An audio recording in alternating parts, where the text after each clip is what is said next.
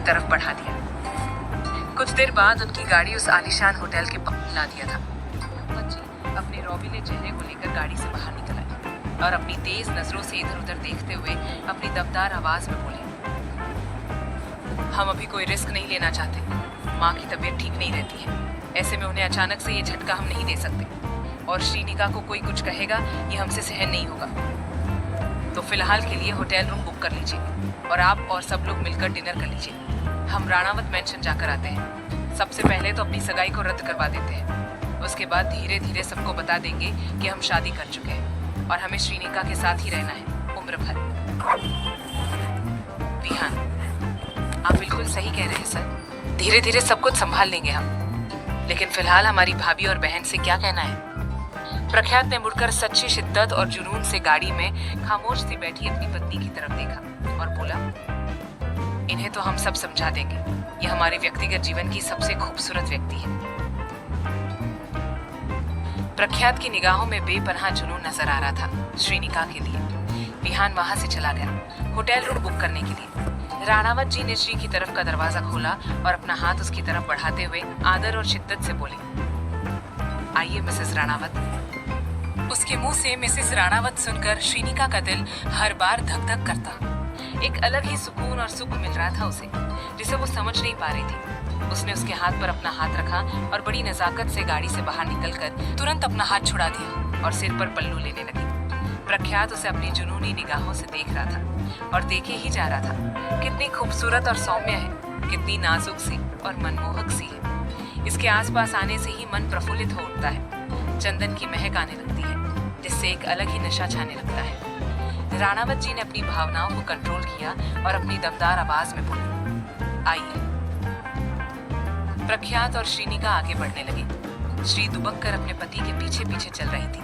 उसके लिए इतना बड़ा होटल देखना, ऊपर से इतने बड़े शहर में आना कोई आम बात नहीं थी। वो तो आसपास के लोगों से डर रही।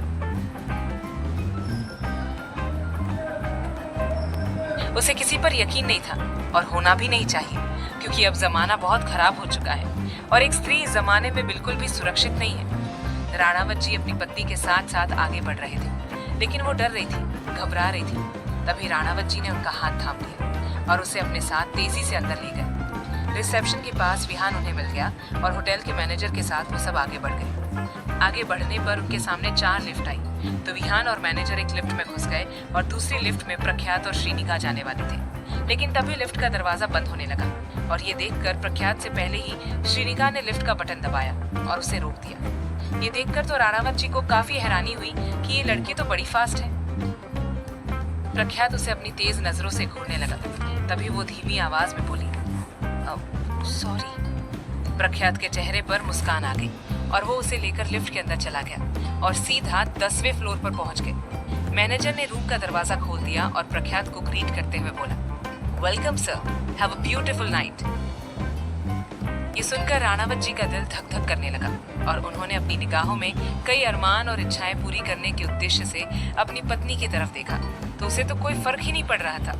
वो तो खामोशी से सिर झुकाकर खड़ी थी। ये देखकर राणावत ने गहरी सांस ली और अपनी पत्नी को लेकर रूम के अंदर चले गए और विहान बगल में अपने रूम में चला गया। श्रीनिका को सोफे पर बैठा दिया और मैनेजर के जाते ही राणावत जी रूम का दरवाजा अंदर से बंद कर देते हैं, जिसकी आवाज सुनकर श्रीनिका घबराने लगी और खुद में सिमटने लगी। उसने अपनी साड़ी के पल्लू को कसकर पकड़ लिया और अपने होठों को आपस में खींचने लगी।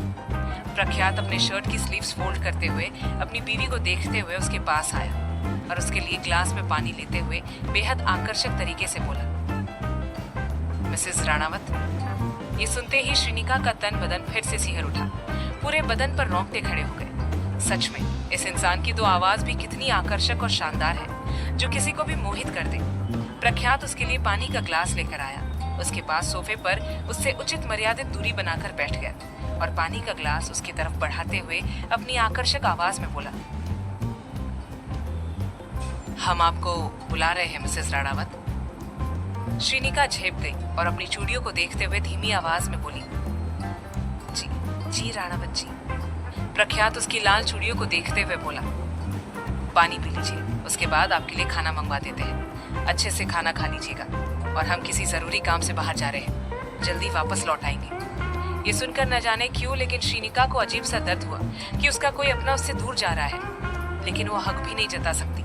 उसने हाँ में गर्दन हिला दी और पानी का ग्लास अपने नाजुक हाथ से ले लिया। श्रीनिका अपने पतले और कोमल होठों से पानी का ग्लास लगाए पानी पी रही थी और ये देखकर प्रख्यात के गले का पानी सूख रहा था। पूरे बदन में आग लग रही थी और तलब भरी निगाहों से उसके रसीले होठ दिख रहे थे, लेकिन उसने अपनी नजरें हटा ली और कहा, हम आते हैं। विहान यही बगल वाले रूम में है, कोई काम हो तो उन्हें बुला लीजिए और एक काम कीजिए, अपना मोबाइल नंबर हमें दे दीजिए। श्रीनिका धीमी आवाज में बोली, मेरा फोन मेरे पास नहीं है, वो शायद मेरे बैग में है। प्रख्यात ने एक तरफ से उसके बैग में से उसका पुराना सा फोन निकाला तो उसे बुरा लगा। उसने गहरी सांस ली, श्रीनिका का नंबर सेव कर लिया और अपना नंबर उसके फोन में सेव करके फोन उसे देते हुए बोला, ये लीजिए, इसे अपने पास ही रखना, अब हम चलते हैं। श्रीनिका ने अपना फोन लिया और राणावत जी शिद्दत से उसे देखते हुए रूम से बाहर जाने लगी। ये देखकर श्री की बेचैनी बढ़ने लगी। उसने अपने मोबाइल को कसकर पकड़ लिया और उसके पीछे पीछे रूम के दरवाजे पर आई और उम्मीद भरी निगाहों से उसे देखने लगी। प्रख्यात का दिल भी धक धक कर रहा था। उसकी बिल्कुल भी इच्छा नहीं थी अपनी पत्नी को छोड़कर जाने की, लेकिन मजबूरी थी। रूम के बाहर विहान खड़ा था। रूम से बाहर आते ही राणावत जी ने अपनी पत्नी को शिद्दत और तड़प से देखा और बोले, अपना ख्याल रखना, हम जल्दी आएंगे। श्रीनिका ने अपनी मुट्ठी भींच ली और दुखी होने लगी। वो नहीं चाहती थी कि प्रख्यात उसे छोड़कर जाए, लेकिन वो हक जताकर उसे रोक भी नहीं सकती थी। वो तड़प से अपने पति को वहां से जाते हुए देखती रही और राणावत जी वहां से चले गए। उनके जाते ही श्रीनिका के उदास चेहरे को देखकर विहान बोला, भाभी बोलूं या बहन बोलूं आपको? श्रीनिका नजरें झुकाकर अपनी मीठी आवाज में बोली, जो आपको अच्छा लगे भैया। हाँ तो ऐसा करूंगा, 6 महीने बहन और 6 महीने भाभी बोलूंगा। चलो अब आप आराम करो, कुछ देर बाद आपके रूम में डिनर पहुंच जाएगा। श्रीनिका ने हाँ कहा और रूम के अंदर चली गई। वही प्रख्यात दुखी मन से राणावत मैंशन की तरफ बढ़ने लगा। वो अपनी नई नवेली दुल्हन को अकेला नहीं छोड़ना चाहता था, लेकिन जाना जरूरी था। कुछ देर बाद उसकी Range Rover car Ranawat mansion के लॉन में आकर रुकी और एक सर्वेंट भागते हुए अंदर आकर बोली, छोटे मालिक साहब आ गए हैं। सर्वेंट की बात सुनकर हॉल में बैठे पूरे परिवार के चेहरे पर खुशियों की लहर दौड़ पड़ी। शिप्रा जी और रवीना जी तुरंत महल के द्वार पर पहुंच गई और अपनी तड़प भरी निगाहों से खुशी और प्यार लिए अपने बेटे का इंतजार करने लगी। गार्ड ने दरवाजा खोला तो हमारे प्रख्यात राणावत जी अपनी शान और रौब से गाड़ी से बाहर निकल आए और अपने शर्ट की कॉलर को ठीक करते हुए अपनी काली गहरी निगाहों से सामने खड़ी अपनी माँ और मासी को देखते हुए उनकी तरफ बढ़ने लगे। गजेंद्र जी और मानसिंह जी भी द्वार पर पहुंच गए और अपने लाडले को देखकर बहुत खुश हुए।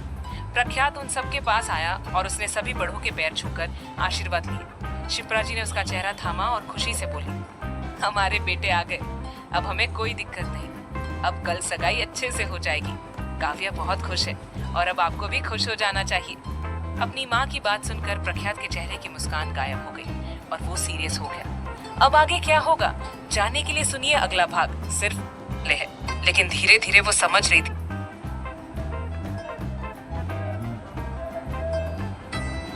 भाग 18। गार्ड ने दरवाजा खोला तो हमारे प्रख्यात राणावत जी अपनी शान और रौब से गाड़ी से बाहर निकल आए और अपने शर्ट की कॉलर को ठीक करते हुए अपनी काली गहरी निगाहों से सामने खड़ी अपनी माँ और मासी को देखते हुए उनकी तरफ बढ़ने लगे। गजेंद्र जी और मानसिंह जी भी द्वार पर पहुंच गए और अपने लाडले को देखकर खुश होने लगे। प्रख्यात उन सभी के पास आया और उसने सभी बड़ों के पैर छूकर आशीर्वाद लिया। शिप्रा जी ने उसका चेहरा थाम लिया और खुशी से बोली, हमारे बेटे घर आ गए, अब हमें कोई दिक्कत नहीं है, अब कल सगाई अच्छे से हो जाएगी। काव्या बहुत खुश है और अब आपको भी खुश हो जाना चाहिए। अपनी माँ की बात सुनकर प्रख्यात के चेहरे की मुस्कान गायब हो गई और वो सीरियस हो गया। उसने अपनी मुट्ठी भींच ली और उसका मन कर रहा था कि वो साफ तौर पर कह दे कि उसे किसी से सगाई नहीं करनी, उसकी शादी हो चुकी है और अब वो जिंदगी भर अपनी पत्नी के साथ ही रहना चाहता है। उसने भावहीन अंदाज में अपनी दमदार आवाज में कहा, सगाई के अलावा भी कोई और टॉपिक हो सकता है क्या इस घर में माँ? शिप्रा जी और बाकी सभी को थोड़ी हैरानी हुई उसकी बात सुनकर, लेकिन शिप्रा जी अपना सिर पीटते हुए बोली, उफ़, माफ कीजिए बेटा, हम कुछ ज्यादा ही एक्साइटेड हो जाते हैं, आप जानते ही हैं। खैर आइए, आपका स्वागत है। प्रख्यात ने हाँ कहा और हल्की मुस्कान लिए बंगले के अंदर जाने लगा, लेकिन रवीना जी उसे अजीब नजरों से देख रही थी।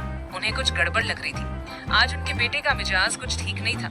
वो एकटक प्रख्यात को देख रही थी। और अंदर जाते हुए प्रख्यात ने भी उनकी तरफ देखा और इस तरह देखा है जैसे रवीना जी एक बार में ही समझ गई कि आज उनका बेटा बेचैन है और बहुत कुछ कहना चाहता है। वो सब लोग बंगले के अंदर आ गए और प्रख्यात के इर्द गिर्द बैठकर खुशी से उससे बातें करने लगे। लेकिन राणावत जी बेचैन हुए जा रहे थे। उन्हें अपनी नई नवेली दुल्हन की चिंता हो रही थी। बार बार उसके ख्याल आ रहे थे। एक तो सीधी लड़की, ऊपर से इस अनजान शहर में अकेली यूं होटल में कैसे रह रही होगी। ये सब सोचते हुए राणावत जी को गुस्सा आ रहा था। आज पहली बार ऐसा हो रहा था कि उन्हें अपने घर वालों से बात करने की इच्छा नहीं हो रही थी। कोई समझ पाए या ना पाए, लेकिन रवीना जी को सब समझ आ रहा था कि उनका बेटा ठीक नहीं है। रवीना जी उसकी सिचुएशन देखते हुए बोली, आप सब लोग अब क्या पूरी रात बातें करते रहेंगे? अरे मेरा बेटा थोड़ा आराम कर ले, सगाई कल है तो बस कल देख लेंगे। रवीना जी के इतना कहते ही प्रख्यात ने अपनी मुट्ठी कस ली और अपनी दमदार आवाज में सीधे और सटीक शब्दों में बोला, हमें आप सबसे कुछ जरूरी बात करनी है। सब लोग उसकी तरफ देखने लगे और गजेंद्र जी बोले, हाँ बेटा कहिए। प्रख्यात ने एक नजर अपनी मासी की तरफ देखा तो वो अपनी भारी आवाज में बोला, हम ये सगाई नहीं करना चाहते, किसी भी कीमत पर नहीं। प्रख्यात की बात सुनकर सबके अब होश उड़ गए और शिप्रा जी का दिल धक धक करने लगा। उनकी सांसें तेज होने लगी। रवीना जी को भी काफी हैरानी हुई और वो एक टक प्रख्यात का चेहरा देखती रही। तभी गजेंद्र जी चिंतित होकर बोले, ये आप क्या कह रहे हैं बेटा? अचानक से क्या हुआ? प्रख्यात जैसे ही कुछ कहने लगा और श्रीनिका के बारे में बताने लगा तभी उसकी माँ तुरंत बेहोश हो गई। ये देखकर सब लोग घबरा गए। प्रख्यात की तो हालत ही खराब हो गई। उसने तुरंत अपनी माँ को गोद में उठा लिया और उन्हें लेकर रूम में चला गया। मान सिंह जी ने तुरंत डॉक्टर को कॉल लगा दिया और बाकी सब प्रख्यात के पीछे पीछे रूम में आ गए। गजेंद्र जी के तो पसीने छूटने लगे, उनकी सांसें भी तेज होने लगी। वो अपनी पत्नी को इस हालत में नहीं देख सकते थे। प्रख्यात ने अपनी माँ को बेड पर लिटा दिया और घबराते हुए उनके गाल थपथपाते हुए बोला, माँ उठिए, माँ प्लीज आंखें खोलिए। गजेंद्र जी घबराते हुए अपनी पत्नी के पैर मसल रहे थे और रवीना जी उनके हाथ मसल रही थी। सबकी हालत खराब हो चुकी थी। सारी खुशियां एक झटके में गायब हो चुकी थी। प्रख्यात एक टक अपनी माँ के खामोश चेहरे को देख रहा था और अंदर ही अंदर दुखी हो रहा था। कुछ ही देर में डॉक्टर पहुंच गए। डॉक्टर के आते ही सभी लोग रूम से बाहर चले गए, लेकिन प्रख्यात और रवीना जी रूम के अंदर ही खड़े रहे। डॉक्टर ने शिप्रा जी का इलाज किया और बोले, सब कुछ ठीक है, लेकिन इन्हें किसी तरह का टेंशन हुआ है, जिस वजह से इनके दिमाग पर और दिल पर असर पड़ा है। जैसे कि आप सब जानते हैं कि ये हार्ट की पेशेंट है और बहुत नाजुक है, तो इनके सामने ऐसी कोई बात ना करें जिनसे इनको सदमा लगे, वरना हम आपको कह सकते हैं कि अगर दूसरी बार इनको हार्ट अटैक आता है तो फिर इनकी जान बचाना बहुत मुश्किल हो जाएगी। हो सके तो इन्हें खुश रखने की कोशिश कीजिए। फिलहाल हम इन्हें दवाई दे रहे हैं, ये ठीक हो जाएंगी। डॉक्टर की बात सुनकर प्रख्यात दंग रह गया। उसने गुस्से में आकर दीवार पर जोर से मुक्का मार दिया और ये देखकर रवीना जी घबरा गई। वो उसे रोकते हुए बोली, हे राम, ये क्या कर रहे हैं आप? इतना गुस्सा मत कीजिए, हमारी जान अटक जाती है आपको दुखी देखकर। प्रख्यात बेचैन होकर तुरंत अपनी मासी के गले लग गया और बेताबी से बोला, हम मर जाएंगे लेकिन काव्या से सगाई नहीं करेंगे और अपनी माँ को भी कुछ नहीं होने देंगे। ये सुनकर रवीना जी हैरान रह गई और प्रख्यात के चेहरे को थाम कर बोली, बेटा शांत हो जाइए, चलिए चलिए हमारे साथ, हमें बात करनी है आपसे। प्रख्यात तुरंत रूम से बाहर निकलकर सीधा ऊपर अपने रूम की बालकनी में चला गया और बेचैनी से इधर उधर टहलने लगा। उसे अपनी पत्नी को सारे हक और खुशियां देनी है। उसे इस घर की बहू बनाकर इस घर में लाना है और हर तरह की खुशी और हर तरह की सुख सुविधा देनी है। लेकिन वो अपनी माँ से कैसे बात करे, क्योंकि वो तो सगाई की बात सुनकर ही बेहोश हो गई थी। प्रख्यात परेशान हुए जा रहा था और तभी रवीना जी वहां पर आई और उसे इस तरह बेचैन और बेसब्र देखकर उसके पास आकर बोली, बेटा हुआ क्या है आपको? आप तो इतने धैर्यशील पुरुष हैं, तो आज ये बेसब्री और बेचैनी कैसी है? और आपने सगाई के लिए मना क्यों किया? अपनी मासी को पूरी बात बताइए, चल क्या रहा है आपके मन में? प्रख्यात ने अपनी मुट्ठी भींच ली और गुस्से और तड़प के मिले जुले भाव से बोला, मासी, हम काव्या से सगाई नहीं कर सकते और करना चाहते भी नहीं है। हम किसी और की अमानत है, किसी और के लिए है हम, और जिंदगी भर उन्हीं के लिए जीना और मरना चाहते हैं। प्रख्यात के जुनून और तलब को देखकर रवीना जी को अजीब सी घबराहट होने लगी और वो उसका हाथ पकड़कर बोली, बेटा प्लीज पूरी बात बताइए, हमें डर लग रहा है, आप क्या कह रहे हैं? प्रख्यात सीधे सटीक शब्दों में अपनी दमदार आवाज में बोला, हमने शादी कर ली है, हमें हमारी पत्नी मिल चुकी है जो हमारा इंतजार कर रही है। प्रख्यात के मुंह से ये सुनकर तो रवीना जी के हाथ पैर फूलने लगे। उन्हें यकीन नहीं हो रहा था कि उनका लाडला ये सब बोल रहा है। ऐसा कैसे हो सकता है? प्रख्यात अपने बड़ों को बताए बिना कभी ऐसा बड़ा कदम नहीं उठा सकता। रवीना जी घबराने लगी और लड़खड़ाने लगी।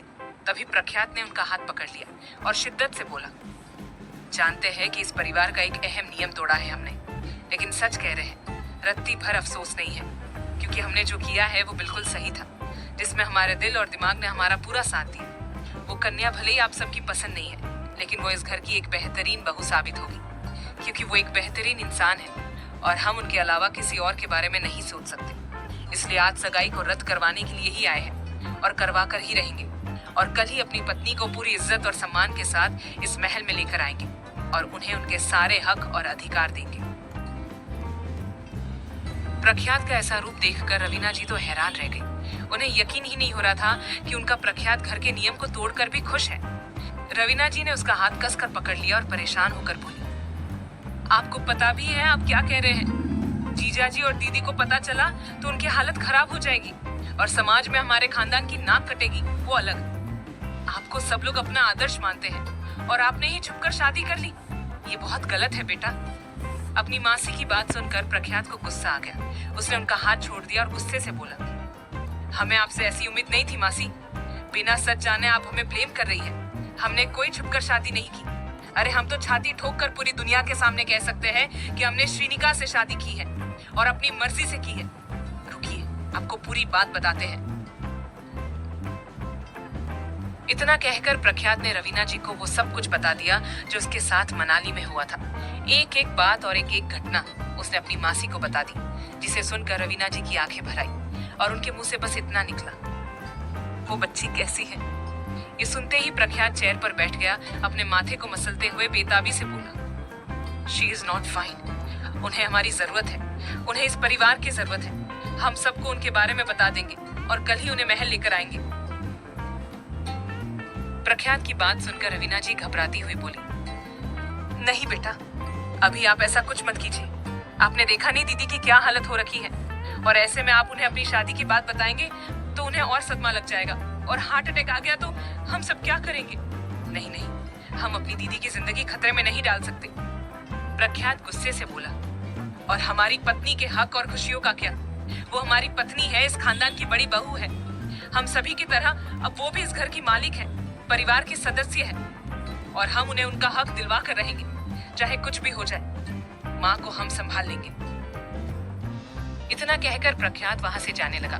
तभी रवीना जी उसके सामने आ गई और हाथ जोड़कर लाचारी से बोली, समझने की कोशिश कीजिए बेटा, हम आपसे हमेशा के लिए नहीं, बस कुछ दिनों के लिए ये सच छुपाने के लिए कह रहे हैं। बस एक बार दीदी की तबीयत ठीक हो जाए, उसके बाद हम दोनों मिलकर उन्हें आपकी शादी और हमारी बहू के बारे में बता देंगे। आप बस कुछ दिनों के लिए इस बात को और हमारी बहू को सबसे छुपा कर रखिए। प्रख्यात क्रोध से बोला, हम ऐसा बिल्कुल भी नहीं करेंगे। ये कायरों का काम है, प्रख्यात सिंह राणावत के नहीं। हम अपनी पत्नी को उनका हक दिलाकर रहेंगे और सबको हमारी बात माननी होगी, वरना। रवीना जी चिंतित होकर बोली, प्रख्यात आपको हमारी कसम है, अगर आपने अभी जाकर सबको सच बताया तो आप अपनी मासी का मरा हुआ मुंह देखेंगे। ये सुनकर राणावत जी के गुस्से की कोई सीमा नहीं रही और उन्होंने आसपास टेबल चेयर को तोड़ना फोड़ना शुरू कर दिया। वो अपनी मासी की कसम के खिलाफ नहीं जा सकते थे, लेकिन उन्हें अपनी मासी पर भयंकर गुस्सा आ रहा था। अपने बेटे को इस तरह करते देख रवीना जी ने उसके दोनों हाथों को पकड़ लिया और आंखों में आंसू लिए बोली, हम वादा करते हैं आपसे कि श्रीनिका बहू को उनकी सारी खुशियां और हक मिलेंगे। वो बहुत जल्द पूरे मान और सम्मान के साथ राणावत परिवार में शामिल होंगी, लेकिन बस कुछ दिनों तक रुक जाइए, तब तक दीदी की तबीयत भी ठीक हो जाएगी। डॉक्टर ने साफ तौर पर कहा है कि अब किसी भी तरह का झटका सुनने की सिचुएशन में नहीं है वो। उन्हें ठीक होने दीजिए प्लीज, यकीन कीजिए हमारा। प्रख्यात अपने दांत पीसते हुए गुस्से से बोला, इसके लिए हम आपको कभी माफ नहीं करेंगे मासी, लेकिन हम आपको कुछ दिनों की मोहलत देते हैं। उसके बाद हम अपनी पत्नी को लेकर यहाँ आ जाएंगे। और हाँ, एक बात हमारी भी सुन लीजिए, कल सगाई नहीं होगी, इसकी गारंटी हम आपको देते हैं। इतना कहकर वो तुरंत अपनी माँ के रूम में चला गया और ये देखकर रवीना जी भी उसके पीछे पीछे चली गई। रूम में आते ही प्रख्यात ने देखा उसकी माँ उदासी से बैठी हुई थी। उनके चेहरे का रंग उड़ा हुआ था और कमजोरी साफ दिख रही थी। ये देखकर राणावत जी को दुख हुआ। वो अपनी माँ के पास बैठकर उनका हाथ पकड़कर शालीनता से बोले, अब कैसा फील कर रही है आप? गजेंद्र जी, मान सिंह जी और रवीना जी एक तरफ खड़े होकर उन दोनों को देख रहे थे। शिप्रा जी आंखों में आंसू लिए उदासी से बोली, क्यों नहीं करनी आपको ये सगाई? प्रख्यात ने अपनी माँ के बिखरे बालों को ठीक करते हुए अपनी दमदार आवाज में मगर आदर से कहा, बुरा मत मानिए माँ, हम कोई एहसान नहीं जता रहे हैं, लेकिन कुछ कहना चाहते हैं। शिप्रा जी बेचैनी से बोली, कहिए प्लीज। हमने आज तक आप सबकी खुशी के लिए बहुत कुछ किया है, हर नियम कायदे को माना है और आगे भी आप सबके लिए कुछ भी करेंगे। लेकिन आज हम अपनी इच्छा जाहिर करना चाहते हैं कि हम काव्या से सगाई नहीं करना चाहते तो नहीं करना चाहते, और वजह हम आपको जल्दी बता देंगे। प्रख्यात की बात सुनकर शिप्रा जी की सांसें तेज होने लगी। उनकी तबीयत फिर से बिगड़ने लगी और ये देखकर सब लोग घबराने लगे। लेकिन प्रख्यात ने उनके माथे को छूमा और कहा, अपने बेटे की बात मान जाइए, बहुत जल्दी आपको खुशखबरी सुनाने वाले हैं, बस जल्दी से ठीक हो जाइए और मिस्टर मेहता से कहकर सगाई को रद्द करवा दीजिए। शिप्रा जी और बाकी कोई कुछ बोल ही नहीं पा रहा था। प्रख्यात ने सबका मुंह जो बंद कर दिया था। अब उसे जल्दी से अपनी माँ के ठीक होने का इंतजार है। उसके बाद वो अपनी बीवी को राणावत मेंशन लेकर आएगा। अब आगे क्या होगा जानने के लिए सुनिए अगला भाग, सिर्फ भाग 19। प्रख्यात ने अपनी माँ के बिखरे बालों को ठीक करते हुए अपनी दमदार आवाज में मगर आदर से कहा, बुरा मत मानिएगा माँ, हम कोई एहसान नहीं जता रहे हैं, लेकिन कुछ कहना चाहते हैं। शिप्रा जी बेचैनी से बोली, कहिए प्लीज। हमने आज तक आप सबकी खुशी के लिए बहुत कुछ किया है, हर नियम कायदे को माना है और आगे भी आप सबके लिए कुछ भी करेंगे। लेकिन आज हम अपनी इच्छा जाहिर करना चाहते हैं कि हम काव्या से सगाई नहीं करना चाहते तो नहीं करना चाहते, और वजह हम आप सबको जल्दी बता देंगे। प्रख्यात की बात सुनकर शिप्रा जी की सांसें तेज होने लगी। उनकी तबीयत फिर से बिगड़ने लगी और ये देखकर सब लोग घबराने लगे। लेकिन प्रख्यात ने उनके माथे को चूमा और कहा, अपने बेटे की बात मान जाइए, बहुत जल्द आपको खुशखबरी सुनाने वाले हैं, बस जल्दी से ठीक हो जाइए और मिस्टर मेहता से कहकर सगाई को रद्द करवा दीजिए। शिप्रा जी और बाकी कोई कुछ नहीं बोल पा रहे थे। प्रख्यात ने सबका मुंह जो बंद कर दिया था।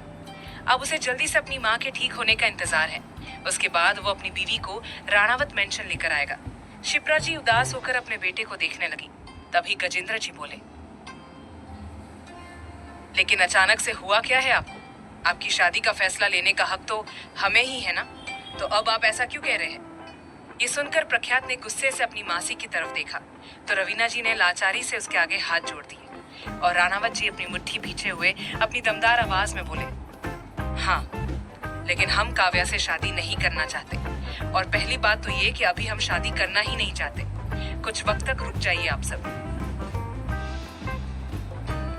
प्रख्यात की बातों में बेरुखी और अपने परिवार के प्रति नाराजगी साफ नजर आ रही थी, लेकिन वो मजबूर था अपनी मासी की कसम की वजह से और अपनी माँ की बीमारी की वजह से, वरना उसका बस चले तो वो अभी अपनी पत्नी को यहाँ लेकर आए। राणावत जी ने अपने गुस्से को कंट्रोल किया और अपनी माँ को पानी पिलाते हुए बोला, आप आराम कीजिए और यकीन मानिए आपको दुनिया की सबसे अच्छी बहू मिलेगी, लेकिन फिलहाल इन सब बातों को भुलाकर अपनी सेहत पर ध्यान केंद्रित कीजिए।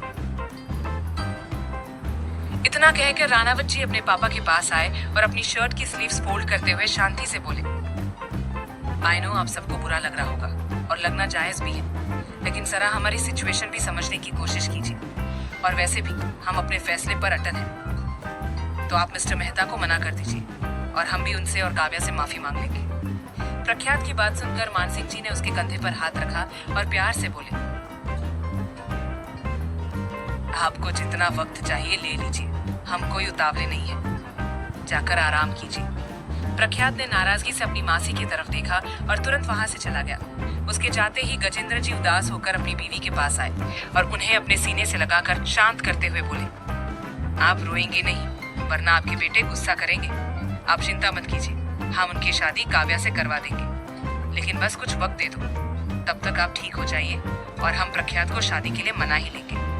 गजेंद्र जी की बात सुनकर रवीना जी डरते हुए अपने मन में बोली, अब प्रख्यात कभी नहीं मानेंगे जीजा जी, उन्होंने अपनी जीवन संगिनी ढूंढ ली है और वो ही उनके लिए बेहतर है। अब तो ना होगा, बस एक बार दीदी की तबीयत ठीक हो जाए तो हम उन्हें बताएंगे कि उन्हें उनकी प्यारी सी बहू मिल गई है। लेकिन उससे पहले एक बार हम भी अपनी बहू से मिलना चाहते हैं। रवीना जी अपने मन में ही चिंतित हुए जा रही थी और उनके चेहरे के हाव भाव देखकर मानसिंह जी को काफी हैरानी हो रही थी। रवीना जी अपनी बहन के पास आई और प्यार से बोली, दीदी आप बस अपनी तबीयत पर ध्यान केंद्रित कीजिए, बाकी सब कुछ ठीक है और बेहतर होगा। जल्दी से ठीक हो जाइए, उसके बाद तो इस घर में खुशियां ही खुशियां होंगी। शिप्रा जी ने हाँ में अपनी गर्दन हिला दी और कुछ देर बाद रवीना जी वहां से चली गई। उनके पीछे पीछे मान सिंह भी चले गए। रात के 10 बज रहे थे और राणावत जी बेचैनी और बेताबी से अपने कमरे में इधर उधर टहल रहे थे। उनके दिल और दिमाग में बस उनकी नई नवेली दुल्हन घूम रही थी, जो अकेली डर रही होगी इस अनजान शहर में। राणावत जी को इससे पहले कभी अपने परिवार वालों पर इतना गुस्सा नहीं आया था जितना आज आ रहा था। काफी देर तक वे खुद से लड़ते रहे और अंत में परेशान होकर वॉशरूम में जाकर ठंडे पानी के शॉवर के नीचे खड़े हो गए। उन्होंने अपनी आंखें बंद कर ली और अपने सीने को मसलते हुए शिद्दत और तड़प से बोले, श्रीनिका। ये पुकार इतनी सच्ची और शिद्दत भरी थी कि दूर होटल में अपने रूम के एक कोने में जमीन पर सिकुड़ कर बैठी श्रीनिका का दिल जोर से धड़कने लगा और वो अपनी बेचैन नजरों को उठाकर इधर उधर देखते हुए बोली, राणावत जी। ये पुकार भी इतनी सच्ची थी कि शॉवर के नीचे खड़े प्रख्यात ने अपनी आंखें तुरंत खोली तो जुनून से बोला, हम आ रहे हैं आपके पास, आपके लिए, सिर्फ आपके लिए। प्रख्यात तुरंत रूम में आया। उसने जल्दी से कपड़े बदले। वही होटल रूम में श्रीनिका जमीन पर घुटनों में मुंह घुसाकर बैठी हुई थी, डर रही थी, कांप रही थी। यहाँ पर सब कुछ उसके लिए नया था और डरावना भी था। उसका खाना भी ऐसे ही पड़ा था, उसने छुआ तक नहीं था। बस कब से एक कोने में बैठी थी, घबरा रही थी। भले ही उसके चाचा चाची उसे बहुत परेशान करते थे, लेकिन वो वहाँ अकेली नहीं थी। आसपास वो सब घूमते रहते थे, लेकिन यहाँ पर तो कोई भी नहीं है। श्रीनिका उदास सी बोली, क्या राणावत जी ने भी मुझे छोड़ दिया है? मैं सच में किसी रिश्ते के लायक नहीं हूँ क्या? मुझे यहाँ पर बहुत डर लग रहा है। मुझे राणावत जी के पास। इतना कहकर वो खामोश हो गई। उसने अपने घुटनों में मुंह घुसा दिया और डरने लगी। ये खामोश कमरा उसे खाने के लिए दौड़ रहा था, उसकी तकलीफ को बढ़ा रहा था। वो खामोशी से बैठी हुई थी, ना खाना खा रही थी, ना पानी पी रही थी और ना ही कुछ और। बस रोए जा रही थी, डर रही थी। श्रीनिका कोई कमजोर या डरपोक लड़की नहीं है, लेकिन उसके हालात ऐसे हैं कि उसे ऐसा बनना पड़ा। बचपन से ही माँ बाप का साथ नहीं मिला और चाचा चाची ने इतना परेशान किया, इतना टॉर्चर किया कि एक अच्छी खासी लड़की डरपोक और कमजोर बन गई। हर छोटी छोटी बातों से घबराने लगी, लेकिन कभी उसने हिम्मत नहीं हारी। भले उसकी किस्मत खराब हो, लेकिन वो लड़ती रही, चुपचाप सबके ताने और डांट खाती रही। अगर उसकी जगह कोई और भी होता तो घबरा ही जाएगा और बिल्कुल उसी की तरह बन जाएगा। राणावत मेंशन। राणावत जी अपना मोबाइल और अपनी कार की चाबी लेकर रूम से बाहर निकल आए और बेबाक होकर नीचे हॉल में आ गए, जहाँ पर रवीना जी इधर उधर टहल रही थी और चिंतित हो रही थी। प्रख्यात ने उन्हें एक नजर देखा और फिर वहां से जाने लगे। तभी रवीना जी उसके पास आई और चिंतित होकर बोली, हमारी बहू के पास जा रहे हैं क्या आप? प्रख्यात, रवीना जी ने अपने हाथ से सोने के कंगन निकाले और उन्हें प्रख्यात को देते हुए बोली, ये लीजिए, बहू को हमारी तरफ से शादी का ये पहला तोहफा दे दीजिएगा और कहिएगा कि कल हम अपनी बहू से मिलने आ रहे हैं। प्रख्यात बेरुखी से बोला, उन्हें बहू बनने ही कहा दिया आपने? अपनी कसम देकर आपने मेरे हाथ पैर जुबान बांध दिए हैं। अब इन कंगनों से क्या होगा? प्रख्यात की बात सुनकर रवीना जी उदास से बोली, हम जानते हैं बेटा कि आप हमसे नाराज हैं, लेकिन यकीन मानिए हमने सब कुछ सोच समझ कर ही किया है। कुछ दिनों की बात है, उसके बाद श्रीनिका इस घर में होगी, हम सबके साथ पूरे मान और सम्मान के साथ। प्रख्यात उन कंगनों को देखते हुए अपनी दमदार आवाज में बोला, अपनी पत्नी का हक तो हम उन्हें दिलाकर ही रहेंगे, चाहे उसके लिए हमें कुछ भी क्यों ना करना पड़े। लेकिन ये कंगन आप खुद उन्हें दे दीजिएगा अपने हाथों से, जिससे उन्हें अच्छा लगेगा कि उनके सिर पर भी किसी बड़े का साया है। इतना कहकर राणावत जी तुरंत वहां से चले गए और रवीना जी उदासी से उन कंगनों को देखते हुए बोली, हमारे ऊपर यकीन कीजिए बेटा, हम आपके और बहू के साथ किसी भी तरह का अन्याय नहीं होने देंगे और श्रीनिका को उनके हिस्से की सारी खुशियां मिलेगी। बस जल्दी से दीदी की तबीयत ठीक हो जाए। ग्रैंड प्राइम होटल, रात के 11 बजे। श्री अभी भी अपने घुटनों में मुंह घुसाकर खामोशी से जमीन पर बैठी हुई थी और तभी उसके रूम के दरवाजे के खुलने की आवाज आने लगी। जिसे सुनकर वो और ज्यादा डरने लगी, खुद में सिमटने लगी कि न जाने इतनी रात को कौन आया होगा और अब उसके साथ इस अनजान शहर में क्या होगा। श्री की तो हालत खराब होने लगी थी। उसने कसकर अपनी आंखें बंद कर ली और घुटनों में मुंह घुसाकर कांपने लगी। तभी रूम का लॉक खुला और एक आकर्षक और दमदार पर्सनालिटी का व्यक्ति, जिसने डार्क ब्राउन शर्ट और ब्लैक पैंट पहनी हुई थी, बेताब होकर रूम के अंदर आता है। अंदर आकर उसने रूम का दरवाजा बंद किया और जैसे ही सामने की तरफ अपनी जुनूनी और बेताब नजरों से देखा तो उसे अपनी पत्नी कहीं भी नजर नहीं आई। ये देखकर राणावत जी थोड़े परेशान हो गए और बेताबी से बोले, मिसेस राणावत। ये आवाज सुनते ही श्रीनिका का दिल जोर से धड़कने लगा, आंखों से आंसू बहने लगे। उसने अपनी नजरें उठाकर देखा तो उसे राणावत जी नजर आए, जिन्हें देखकर वो भावुक हो गई। प्रख्यात चिंतित होकर आगे बढ़ते हुए अपने पन से और शिद्दत से बोले, मिसेस राणावत कहाँ हैं आप? प्रख्यात की बेचैनी और तड़प बढ़ती जा रही थी। उसे चंदन की महक तो आ रही थी, लेकिन वो मोहिनी कहीं नजर नहीं आ रही थी। ये देखकर वो परेशान होने लगे। तभी श्रीनिका की मीठी और मनमोहक आवाज आई, राणावत जी। ये सुनते ही वो आगे आए तो उसने देखा उसकी पत्नी एक कोने में सिमटकर जमीन पर बैठी हुई थी। ये देखकर प्रख्यात को बहुत बुरा लगा। वो तुरंत उसके पास आया और अपने घुटनों के बल बैठकर उसके चेहरे को थामने लगा, लेकिन रुक गया और दूर से ही बेचैनी से बोला, ये क्या? आप इस तरह नीचे क्यों बैठी हैं? सब ठीक तो है ना? श्रीनिका धीमी और डरी सहमी सी हुई बोली, मुझे बहुत डर लग रहा था और इस तरह बैठने से अक्सर मुझे डर नहीं लगता है। ये सुनकर प्रख्यात के सीने में अजीब सा दर्द हुआ। सच में आज तक उसने कितनी सुख सुविधा वाली जिंदगी जी है, लेकिन इस मासूम और नाजुक सी कन्या को तो देखो, कितने दुख के साथ इसने जिंदगी जी है। लेकिन अब ऐसा नहीं होगा। राणावत जी अपनी दमदार आवाज में आदर से बोले, लाइए हाथ दीजिए अपना। श्री ने हिचकिचाते हुए अपना हाथ राणावत जी के हाथ पर रख दिया और प्रख्यात ने उसे खड़ा कर दिया। खड़े होते ही श्रीनिका ने उससे दूरी बना ली और नजरें झुकाकर खड़ी हो गई। प्रख्यात की नजर खाने पर पड़ी तो वो गुस्से से बोला, ये सब क्या है? आपने खाना क्यों नहीं खाया? I don't like this kind of behaviour. Shrinika झेप गई और तुरंत सोफे पर बैठकर खाना खाने लगी। ये देखकर राणावत जी के चेहरे पर मुस्कान आ गई और वो अपनी पत्नी को देखते हुए शिद्दत से बोले, वैसे हमने भी खाना नहीं खाया है। ये सुनकर श्रीनिका थोड़ी खिसक गई और ये देखकर तो राणावत जी का तन बदन सिहर उठा और वो तुरंत उसके पास आकर बैठ गए और बोले, हम अभी और खाना ऑर्डर कर देते हैं। श्रीनिका, इसी प्लेट में से खा लीजिए, हम इतना नहीं खा पाएंगे। प्रख्यात तुरंत अपनी सख्त आवाज में बोला, ठीक से और प्रॉपर खाना खाया कीजिए, वरना आप कमजोर पड़ जाएंगी और आगे चलकर आपको कई मेहनत के काम करने हैं, तो ताकत बढ़ा लीजिए खुद में। ये सुनकर श्रीनिका सोच में पड़ गई कि उसे आगे जाकर ऐसा क्या मेहनत का काम करना है। वहीं प्रख्यात को एहसास हुआ कि वो जोश जोश में क्या और किसके सामने बोल गया। अपनी बात बदलते हुए वो श्री की प्लेट में से ही खाना खाने लगा और एक टक शिद्दत से उस मोहिनी को देखता रहा, जिसकी सुंदरता की कोई होड़ ही नहीं। उसके बदन से आती चंदन की महक उफ, दीवाना बना रही थी राणावत जी को। कुछ देर बाद राणावत जी विहान से कॉल पर बात करते हुए रूम के बालकनी में चले गए और इसी का फायदा उठाकर श्रीनिका अपनी जगह से खड़ी हुई। उसने अपने हैंडबैग से कंघी निकाली और आईने के सामने खड़ी होकर अपने बाल संवारने लगी। कुछ ही देर में राणावत जी रूम में आ गए और अपनी पत्नी के खुले बालों को देखते हुए सोफे पर किसी राजा की तरह बैठ गए और अपनी दाढ़ी मसलते हुए जुनून से अपनी बीवी को पीछे से ऊपर से नीचे तक देखने लगे और बावले होने लगे। श्री का अभी ध्यान नहीं था, वो तो अपने बालों में खोई हुई थी।